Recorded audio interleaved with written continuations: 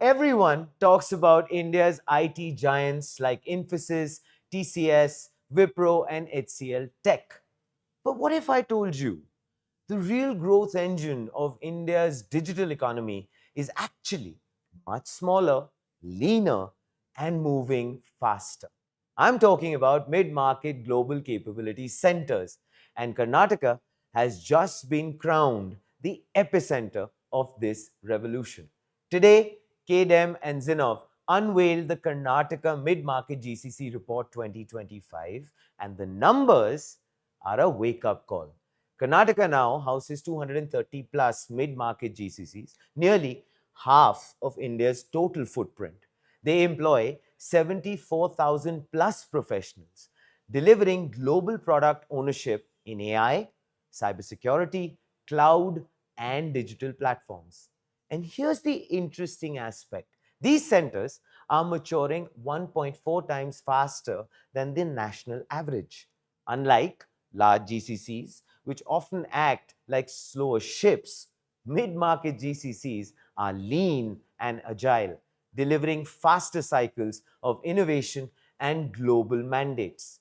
Think of them as India's digital speedboats, racing ahead while others are still, well, turning. Of course, Bengaluru is still the anchor. It holds 50% of India's AI and machine learning talent. It drives 38% of the mid market digital workforce. But the real story, well, it's spreading. Thanks to the Beyond Bengaluru program, new GCC clusters are rising in Mysuru, Mangaluru, Hubballi, Dharwad, and Belagavi. These hubs bring 15 to 25% lower costs, reduced attrition, and deeper local talent pools, making Karnataka a multi city GCC powerhouse. So, this is how Karnataka is building resilience, not just one mega hub, but a distributed digital ecosystem. And here's what makes mid market GCCs different. Well, they operate at just 35% of scale of the large peers, yet they deliver superior productivity, global CXO level mandates, and faster innovation cycles. They're leaner, hungrier, and more globally impactful. And you know what? The scale is staggering.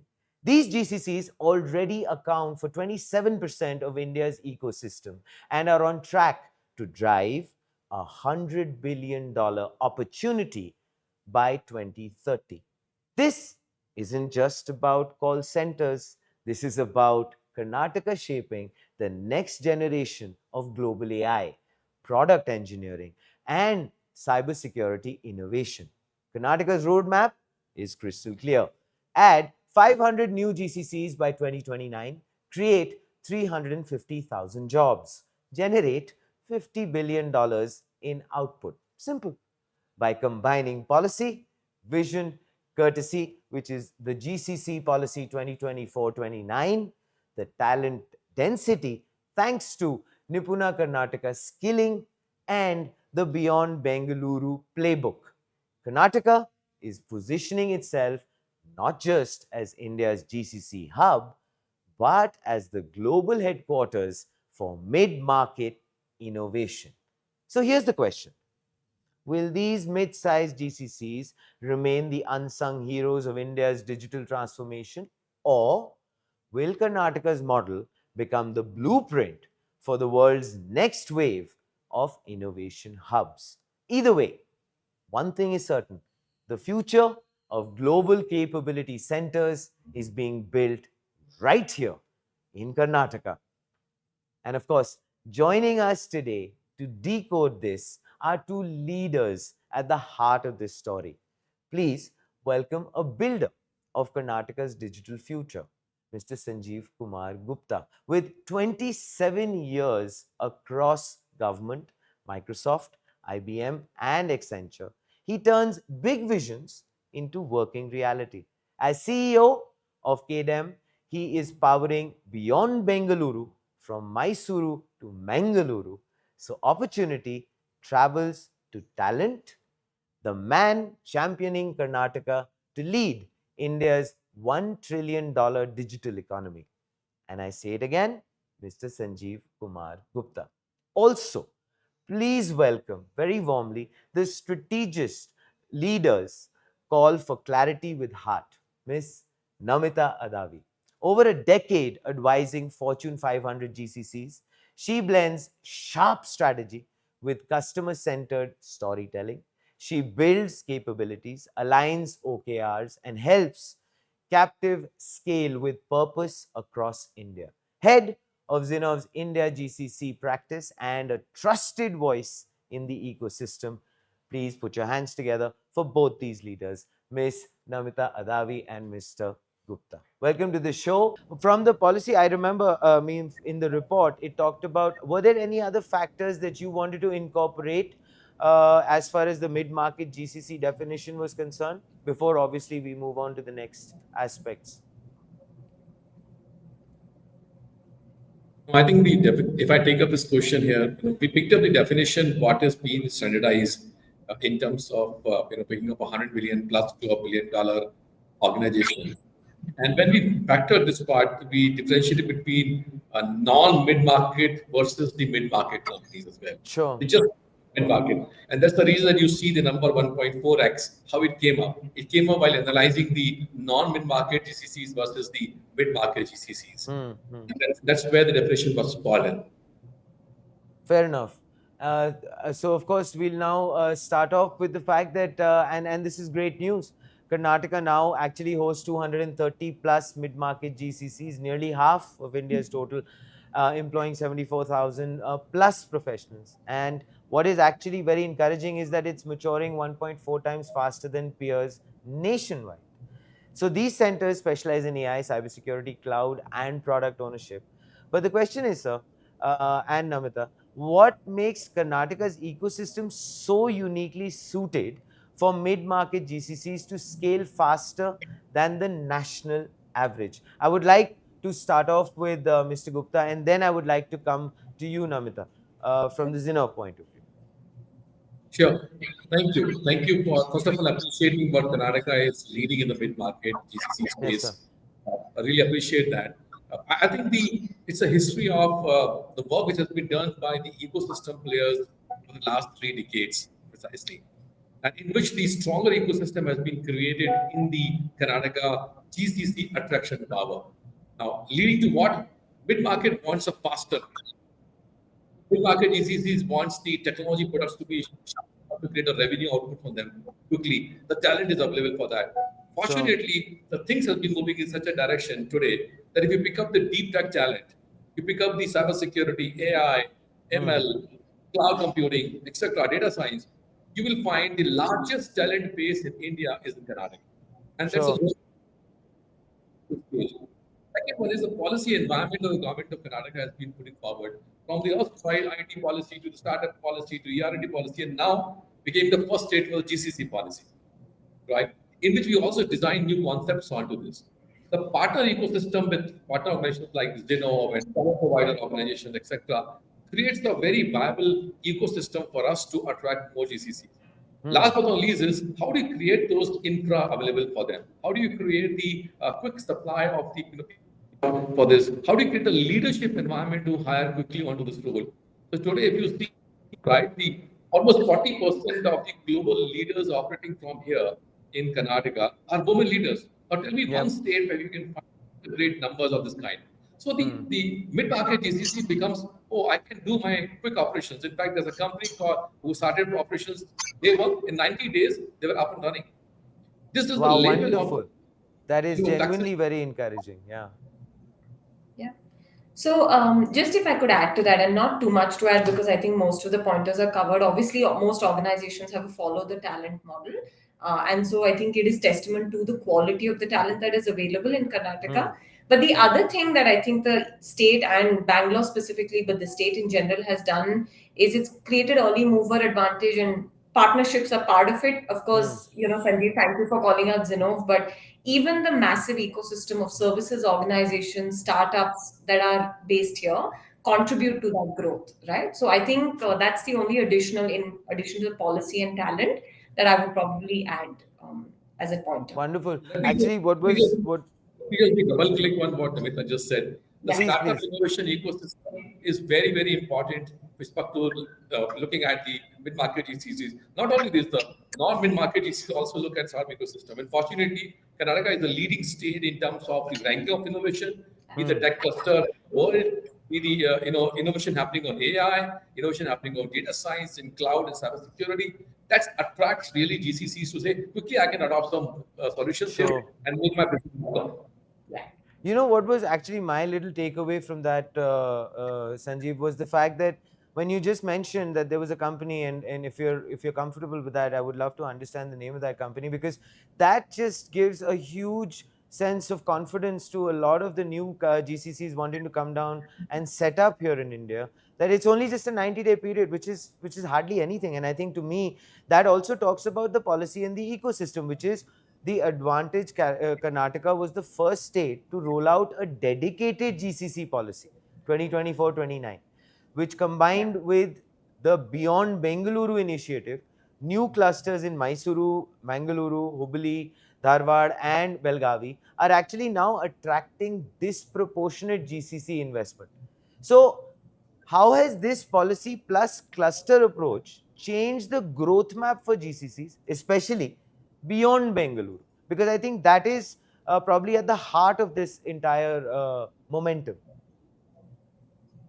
Yeah. I think great.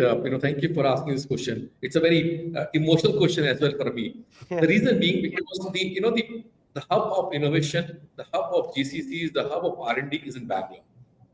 What we have learned, a secret sauce of this is if we have a good innovation ecosystem, if we have Hmm. a good talent availability for them, if you have a good social and the physical and hard infrastructure available, and you have a small ecosystem which can say, let's say, the example of ITS companies, then Hmm. Hmm. any region of this kind can actually become a much more advantages for the GCCs. And if Sure. on top of this, a policy comes on and says, well, look, I'll give you a lot of advantages. If you Hmm. are setting up an operations in Mangalore or Belagavi, Dharwad, in Tumkur, in Kalburgi, in Shimoga, in Mysuru, you will get advantages. That becomes a very attractive offer for them. Sure. What will happen? What happened is that we have delicately worked for the last 3.5, 4 years to make sure that beyond Bangalore clusters, we call them emerging tech clusters. And these emerging tech clusters are becoming more important players in terms of strengthening this ecosystem and attracting the CC. Today, we are getting almost back, not a mid-market GCC, but just to let you know, Bose has set up an R&D system in Bangalore. This is the latest Wow. news. Wonderful. That is genuinely very, very encouraging. And congratulations on that, Sanjeev and Namita, of course. Namita, I just very quick follow up. As Sanjeev mentioned, the fact that I mean, you have been consulting Fortune 500 companies. Does it make a huge difference when a policy like this comes in? Till date, the aspect has been everyone, of course, lauds Bengaluru and the talent hub, the talk about the infrastructure, etc. But does it help the narrative that the moment the new GCCs want to come in and now they're saying, okay, wait a minute, here is a policy which is backing up growth in this state. It's actually expanding it. So that means something must be going perfectly well. Correct. So that's a great question. I think absolutely. What it does is when you make policies like this, it shows intentionality of Yeah. the government to truly sort of contribute to the change, contribute to the wave change makers that are coming into the ecosystem, right? Plus, I think what policies like this specifically do is when you are looking at globalization strategy, one of the Hmm. basic things you end up doing is trying to reduce your risk, right? And when you start looking at more hubs of talent, whether it's Bangalore, depending on where your headquarter is, you are looking at reducing concentration risk as Hmm. well as increasing your access to what is an untapped pool of talent. So while they may not have big footprint, some of these cities have very, very prolific colleges that are that have significant number of STEM graduates coming into the ecosystem, and all of these are resources that global companies want to tap into, right? Sure. So reducing concentration risk, being able to tap into an untapped pool of talent up until then, and showing intentionality by policymakers goes a long way in comforting leaders Yeah. who are making this decision at headquarters. Absolutely. So that's, I think, mainly what contributes to growth. Wonderful. It gives a big boost, and of course, the next aspect, which is of course the way the maturity is taking place, which is AI and product ownership. Karnataka, of course, anchors 50% of India's AI and machine learning talent, as we have already kind of hinted at that. But I want to get deeper into it. And 38% of the digital workforce in the mid-market GCCs. More than 40% of these centers now are drive end-to-end product mandates and global CXO level responsibilities. So I want to ask you this first, Namita. Do you see Karnataka evolving from a support hub to the global product ownership capital for mid-sized enterprises? And then, of course, I'd like Sanjeev's inputs as well. Sure. Sure. So it's already evolved. I think it's, a lot of organizations have already shown the track record of being extremely evolved and, driving end to end ownership, driving end to end global charters, sitting out of Bangalore and being able to drive it, for the global enterprise, or sitting out of Karnataka and driving it for the global enterprise. In fact, we have several organizations where the global CTO is actually already based out of the India location, and that GCC has set up and scaled in Karnataka, right? So the proof is in the pudding. It's already Sure. happened. I think now is the time for us to double down on those charters, right? And making sure that we are able to create a playbook for the rest of the industry to emulate. But just in terms of the reporting, in terms of leaders leading with influence, we are seeing, already 30 plus percent of these organizations are driving global roles from India, which is a significant number given how short of a time they have been in the ecosystem up until now. Sanjeev sir, the fact that you've been on probably both sides. I mean, IBM, Accenture, and now on this side, where honestly, before I actually ask you the question, I just have to definitely congratulate you on one thing. You look so happy about the fact that the way things are going. It's just so evident, and genuinely, we applaud that, because I know the kind of work that you've been putting into this. It's truly applaud worthy. But you've been on both sides, sir. Now, of course, this. So what Namita just mentioned, how do you see it from the point of view of course, policy is something which is driving this. It's helping it in a big way. But these kind of things or innovations which are taking place now on ground, how do they make you feel in terms of the fact that what needs to be maybe tweaked, or how encouraged are you, and how do you see it going forward? Thanks. One to point add upon what Namita was saying is, Sure. you see these mid-market GCCs today, almost 50% of the GCCs have a dual role. Leaders in that mid-market GCCs have a dual roles. Now that means that they're doing one role here and one global role which are functioning upon. Second is the center of excellence, especially on the deep tech, which is the AI or cybersecurity or cloud computing, are set up for their type of the business in these by these mid-market GCCs in the center here in Karnataka. And the third piece is that the leadership which is also driving this is also attracting a lot of other talent also. For example, they're talking about a startup ecosystem. They are trying to do this. Today, almost 30% of the year-to-year revenue growth is actually coming out from the innovation and the quality of the work which is happening around by the mid-market GCCs. Just to add with what Namita just said, looking forward is what? Looking forward is, again, I'm happy, yes, but I want to be more happy. The more happy would be when I say that 500 GCCs are attracted here in Karnataka, and we're looking at more than 250 plus are actually out of those would be mid-market GCCs adding to us in a big way. And out of those, hundreds are going to the locations like Mysuru, Mangaluru, Hubballi, Tumkur, Shivang, other places. More importantly, also is that we sustain the quality of the talent, which is the trump card for Karnataka in years coming forward. When the technology is changing very fast, how do we keep pace with that in terms of supply of the quality? And then leading to the innovation index up. Today we are recognized, last year we jumped from 21st position of innovation index to a 14 in globally. Can be in the top 5.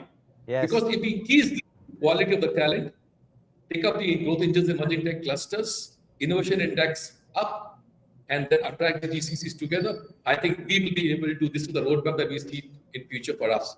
So it's good, but as well as challenging, and I think we will be able to show our leadership once again.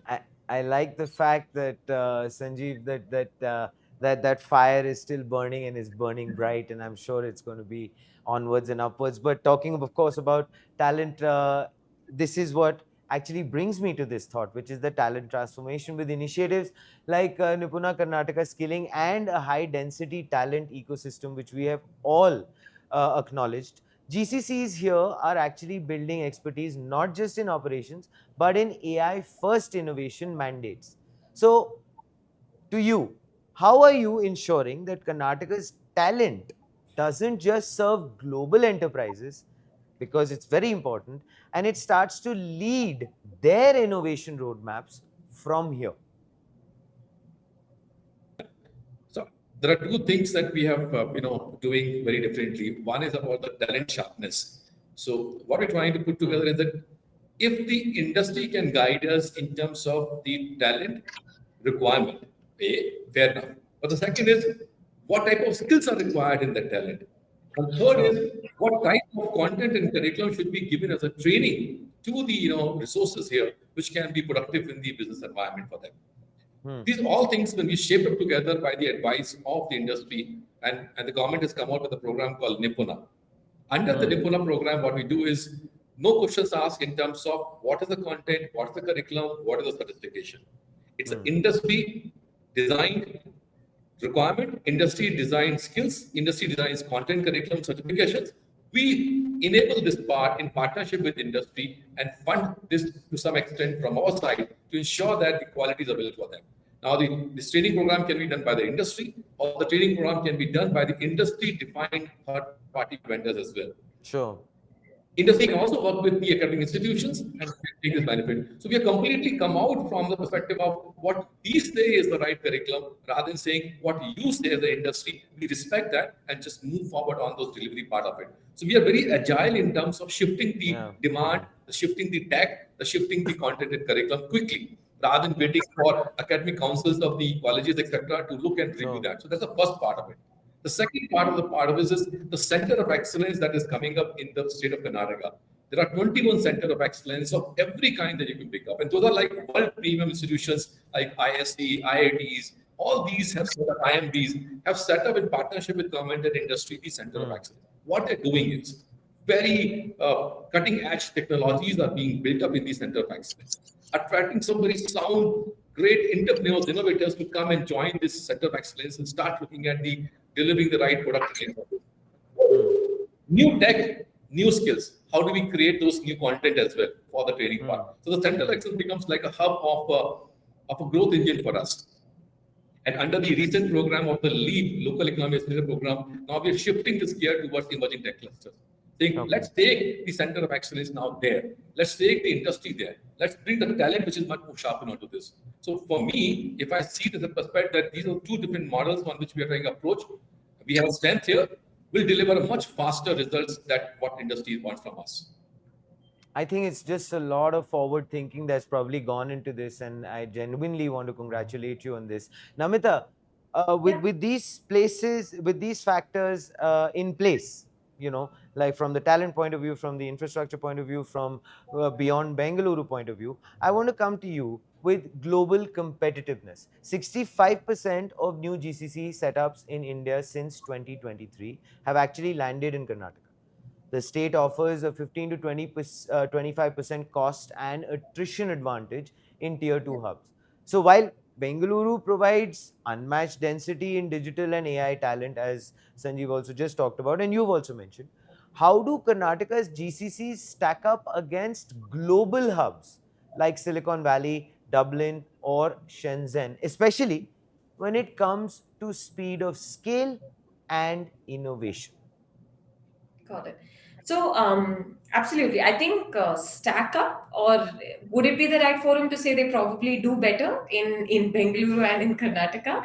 And I Yes. truly do mean that, right? I think just the math adds up when you look at Bengaluru and Karnataka as an ecosystem, because most GCCs in our experience that we have seen set up here tend to become microcosms of the parent company, which means there is no other offshoring location globally Hmm. where every single portfolio or function is represented in the offshoring. So you're almost like a mirror image of the parent organization, right? Hmm. What that also does is now, because you're cost effective, because you're on a complete 12-hour difference from the global enterprise, you become an innovation and experimentation engine for the enterprise. So a lot of your new experiments on productivity for AI, a lot of your centers of excellence, like Sanjeev called out in his response, are all being piloted here because Hmm. it is inherently viewed as low risk to do that in an ecosystem like Bengaluru, right? Sure. So I think they've doubled down on that. The one thing they will need to focus on, in addition to, of course, the quality of talent, is also the quality of leaders that are coming out of these ecosystems. So every single GCC leader will have to make sure that they Hmm. are looking at the number of additional leaders that they are creating as a flywheel that can be leading these charters, leading with global influence going forward. Fair. Sanjeev, the economic impact of that and the future roadmap. Karnataka's mid-market GCCs are projected to drive $100 billion opportunity by 2030. The state's vision is to add, and as you just rightly had mentioned a while back, 500 new GCCs and create 350 plus jobs and generate $50 billion in output by 2029. So the question is, what will it take for Karnataka to not just lead India but emerge as the global headquarter for mid market innovation in the next 5 years? I think we should aim for having a 75% market share of the mid-market GCCs in Karnataka. We Fair are enough. 50% right. So if we do that exercise, we are the global hub of mid-market GCCs around the world. But more important thing would be if these mid-market GCCs are able to show a revenue outcome for their parent companies where they are in much faster way than anywhere in the world. I think that will be the real true meaning of the hub. And then, Hmm. second, a deeper question would be how many of the global leaderships are operating from Bangalore or Karnataka Right. or Mysuru or Hubballi, right? These are things will come. To ease this part, we have come out with a concept of GCC handbook now, which will become much more easier for anywhere in the world companies to look at this. We also come out with a catalyst as an organization to ease doing business for the GCCs to operate from here, especially focusing on mid-market GCCs. And then focusing on a concept called nano GCC from the GCC policy. So a GCC Hmm. handbook, a catalyst organization, nano GCCs, target to become, make them much more dual roles, playing global leadership roles, becoming the value outcome as revenue outcome for them in the parent organizations going forward. In my view, this will help both ways that Karnataka is providing all forthcoming initiatives as well as providing the not to miss out this part is our plug and play facilities for GCs to come and operate Sure. in any pace that they want and the talent availability. With this, if the outcome is there, we are going to be 35% for sure. Look forward. Amen. Please pray for all of us and We bless are, Karnataka. trust me, Sanjeev, we are. Namita, your closing thoughts on what just Sanjeev said, and you, of course, corroborate all of what Sanjeev has said, and the fact that these are exciting times and they're going to continue to be so. Yeah, absolutely. I think why 75%? Why stop there, right? I honestly Nice, believe we should just go for the full 100, just nice. back like Tendulkar's in the team. But no, I think we are more importantly leading the way for the rest of the country and for the rest of the ecosystem. The fact that these are growth engines driving significant value from a talent as well as from a top line and bottom line impact for global organizations is very important. And Sure. by definition, I think Karnataka and Bangalore have defined that playbook for the rest of the country, right? That I Yeah. think is what we should be proudest of, in my opinion, more than anything else. So it's been absolutely heartening to see the change and the wave of growth for us. Wonderful. Well, thank you both for joining us and definitely illuminating us on this brilliant milestone. The report that just came out, the fact that Sanjeev has talked about 500 GCCs achieving more than $50 billion in output by 2029. Namita backing him up, saying that, well, 75%, why should we stop there? We should go for the whole hog, 100%. The fact that Namita loves cricket always goes ahead and adds that extra charm to the overall conversation. And I'm pretty sure everyone agrees on that. Well, thank you both for being with us. It's been a true Thank you so pleasure. much. These are truly exciting times. And I just wish that both of you keep smiling like this as Karnataka keeps marching along on this brilliant, brilliant pursuit. Thank you. Thank you so much. Thank you. Thank you. Namaskar. Thank you. Namaskar. Well, there you have it. The CEO of KDEM, a wonderful voice, a responsible voice in the ecosystem of the GCC, Namita, both of them sounding so encouraged, sounding so happy, sounding that everything seems to be in place. The talent transformation is there, the infrastructure, the policies are coming in. The fact that the policies, as far as Nipuna is concerned, my takeaway is so brilliant because the policy needs to be nimble, needs to assist the industry. The fact that industries are now being able to set up in just a 90-day window, as Sanjeev had mentioned, which is again very encouraging for a lot of the new GCCs to come into our ecosystem. So, well, most importantly, Beyond Bengaluru has come in at the right time. Karnataka is firing on all cylinders, and we all are praying, along with Sanjeev and Namita, that we are able to achieve that goal which has been set. And I'm sure everything seems to be in perfect place for us to go ahead and do so.